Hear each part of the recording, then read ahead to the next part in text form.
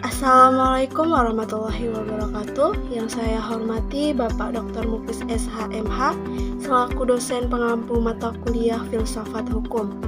Dan yang saya banggakan rekan-rekan dari kelas 4I. Puji syukur marilah kita panjatkan kehadirat Allah Subhanahu wa taala karena atas limpahan rahmat dan karunia-Nya kita diberikan kesehatan dan keselamatan. Tak kenal maka tak sayang, tapi kalau udah kenal jangan sampai terlalu sayang. Jadi, perkenalkan kami dari kelompok 6. Adapun anggota dari kelompok kami yang pertama Zahratul Muna dengan NIM 200510126, yang kedua saya sendiri Tika dengan NIM 200510132. Pada kesempatan kali ini, kami akan mempresentasikan materi kami yang berjudul Critical Legal Studies atau aliran hukum kritis. Teori hukum kritis atau dikenal dengan Critical Legal Studies yang digagas oleh beberapa ahli hukum di Amerika, antara lain Roberto Unger Professor pada Harvard University, merupakan suatu gagasan pemikiran yang progresif yang muncul pada tahun 70-an adalah kelanjutan dari aliran realisme hukum di Amerika. Critical Legal Studies menghendaki adanya pemikiran yang berbeda dalam pendekatan hukum yang bersifat tradisional atau konvensional, yang menolak pemisahan antara rasionalitas hukum dengan persoalan politik. Karena hukum tidak terlepas dari perdebatan politik dan persoalan sosial di masyarakat. Selain itu, Critical Legal Studies mempelajari dan mengamati fungsi pengadilan dalam bekerjanya hukum sebagai perhatian yang khusus. Critical Legal Studies bertujuan memberikan perubahan, pemikiran, pendekatan hukum, dan perubahan sosial masyarakat. Dengan menggunakan pendekatan kritis terhadap realitas sosial, tatanan sosial, dan peran hukum dalam masyarakat modern. Dalam Critical Legal Studies, tampaknya hukum adalah subjek kajian yang bermanfaat karena upaya untuk memahami signifikansinya yang akan mengarahkan langsung menuju inti atau pokok persoalan besar yang belum terpecahkan dalam teori sosial. Kemunculan aliran hukum yang satu ini telah begitu melabrak hakikat-hakikat pandangan orang modern terhadap hukum. Sorotan utama aliran hukum kritis terhadap perkembangan hukum modern saat ini terutama terletak pada prinsip formalisme dan objektivisme, di mana formalisme kalau berbicara tentang tujuan, kebijakan atau kaidah-kaidah senantiasa hendak diformalkan ke dalam pemikiran hukum. Doktrin hukum dapat saja dilaksanakan kalau terdapat pertentangan antara rasional dalam pandangan ideologis. Objektivisme begitu memandang mapan keberadaan segala materi-materi yang dihasilkan oleh otoritas yang berdaulat dalam bentuk perundang-undangan sebagai suatu yang harus dilestarikan. Karena kalau tidak dilestarikan, maka dapat memunculkan kendala praktis seperti kerugian ekonomi atau tidak adanya kepastian hukum. Peraturan hukum merupakan struktur hukum yang di dalamnya dibangun demokrasi dan sistem pasar. Aliran Critical Legal Studies ini mencoba menjawab tantangan zaman dengan mendasari pemikirannya pada beberapa karakteristik umum sebagai berikut. 1. Aliran Critical Legal Studies ini mengkritik hukum yang syarat dominannya dengan ideologi tertentu. 2. Aliran Critical Legal Studies ini mengkritik hukum yang berlaku yang nyatanya memihak ke politik dan hukum seperti itu sama sekali tidak netral. 3. Aliran Critical Legal Studies ini mempunyai komitmen yang besar terhadap kebebasan individual dengan batasan-batasan tertentu. Karena itu, aliran ini banyak berhubungan dengan emansipasi kemanusiaan. 4. Ajaran Critical Legal Studies ini kurang mempercayai bentuk-bentuk kebenaran yang abstrak dan pengetahuan yang benar-benar objektif. Karena itu, ajaran Critical Legal Studies ini menolak keras ajaran-ajaran dalam aliran positivisme hukum. 5. Aliran Critical Studies ini menolak perbuatan antara teori dan praktik, juga menolak perbedaan antara fakta dan nilai, yang merupakan karakteristik dari paham liberal. Kritikan kaum Critical Legal Studies pada awal-awal perkembangannya adalah tentang perbedaan antara antara moral dan pengetahuan yang ilmiah yang disebut scientific knowledge, antara fakta dan nilai value, antara alasan reason dan keinginan desire. Critical legal studies menolak anggapan ahli hukum tradisional yang mengatakan sebagai berikut. 1. Hukum itu objektif, artinya kenyataannya adalah tempat berpijaknya hukum. 2. Hukum itu sudah tertentu, artinya hukum menyediakan jawaban yang pasti dan dapat dimengerti. 3. Hukum itu netral, artinya tidak memihak ke pihak tertentu. 4. Hukum itu otonom, artinya tidak dipengaruhi oleh politik atau ilmu-ilmu lain. Pandangan para penganut ajaran critical legal studies sehubungan dengan penolakan keempat anggapan tersebut adalah sebagai berikut. 1. Hukum mencari legitimasi yang salah, yaitu dengan jalan mistifikasi, dengan menggunakan prosedur hukum yang berbelit, bahasa yang tidak gampang dimengerti. Hal mana merupakan alat pemikat sehingga pihak yang ditekan oleh yang punya kuasa cepat percaya bahwa hukum adalah netral. 2. Hukum dibelenggu oleh kontradiksi-kontradiksi.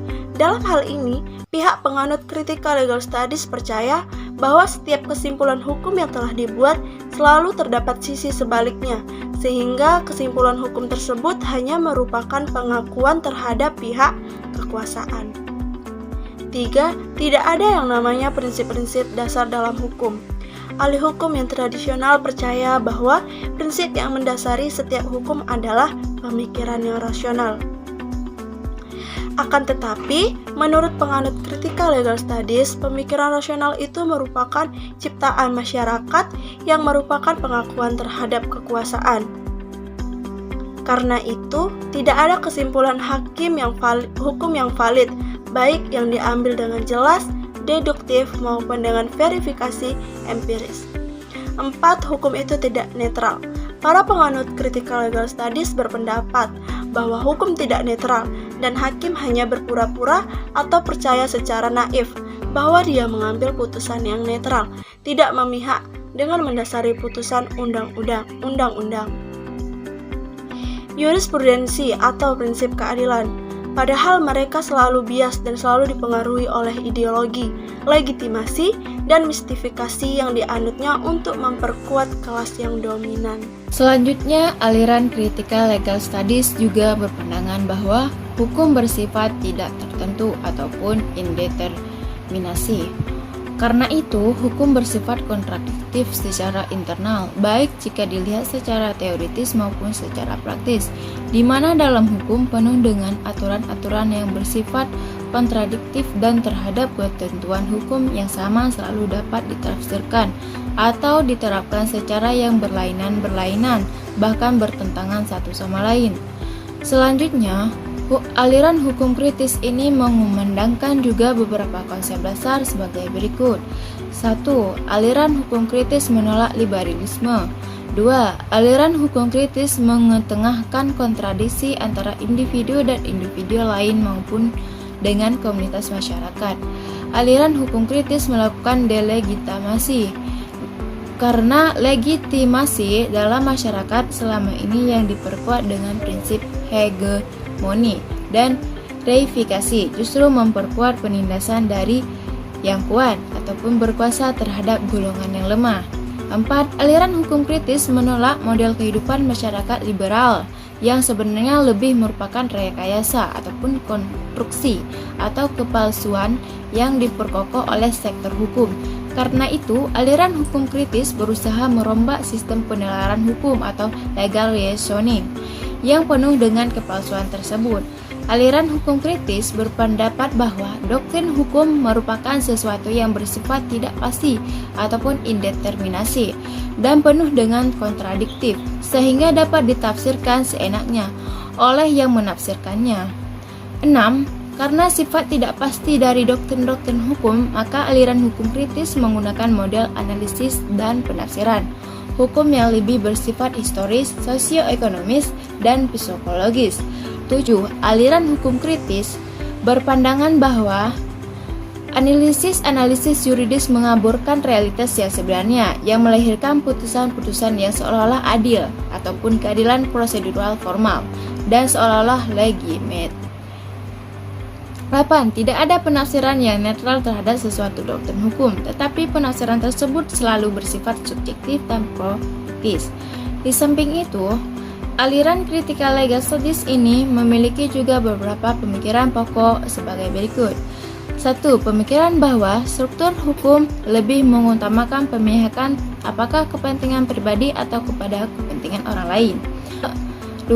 Pemikiran bahwa aturan hukum lebih merupakan pemihakan pada kekuasaan dan kekayaan dengan menindas kaum miskin, kaum tertekan, kelas pekerja, wanita, dan golongan minoritas. 3. Pemikiran bahwa hukum bukan merupakan penyelesaian yang baik atau sengketa hukum yang ada. 4. Logika dan struktur hukum memihak pada kepentingan kelas yang berkuasa. 5. Hukum melegitimasi dan melanggengkan ketidakadilan dalam masyarakat, yaitu ketidakadilan dalam bidang ekonomi, politik, kebudayaan, dan sosial psikologi. 6. Hukum identik dengan politik, sehingga hukum tidak pernah netral ataupun bebas nilai. Yang ketujuh, penalaran hukum dikembangkan atas dasar hubungan kekuasaan yang tidak simetris dalam masyarakat. Para pengikut aliran critical legal studies menggunakan hukum sebagai alat untuk menghilangkan dominasi hierarki secara struktur dalam masyarakat yang sudah maju. Adapun kelebihan dan kekurangannya adalah kelebihan lain dari GSHK adalah perhatiannya yang sangat besar terhadap pengakuan individu sebagai subjek kehendak utama dalam tatanan sosial. Kelebihan ini seperti membangkitkan kembali pandangan eksistensialis yang akhir-akhir ini terjerumus oleh gelombang modern dan industri sehingga menimbulkan keterasingan individu subjektif karena tersodot arus budaya masa yang abstrak. Sedangkan kelemahannya adalah dari sifat asal pemikiran kritis yang selalu dalam dirinya sendiri melakukan dekonstruksi sehingga perubahan dan gejolak selalu terjadi. Padahal realitas masyarakat selalu cenderung mempertahankan nilai-nilai dan tantangan lama yang hanya mengizinkan perubahan yang tidak terasa. Maka konsekuensi dari pendukung GSHK akan selalu berada di pinggir sistem sosial kalau tidak dianggap sebagai makhluk aneh yang harus disingkirkan. Akibatnya, GSHK sangat sulit menjadi mainstream pembangunan hukum. Tugas utama GSHK adalah melancarkan kritik untuk perubahan yang dilakukan oleh orang lain. Sekian dari presentasi kelompok kami. Saya ucapkan terima kasih atas perhatiannya. Lebih dan kurang saya mohon maaf. Lebihnya dari Allah, sedangkan kurangnya dari saya. Wabillahi taufiq wal hidayah. Wassalamualaikum warahmatullahi wabarakatuh.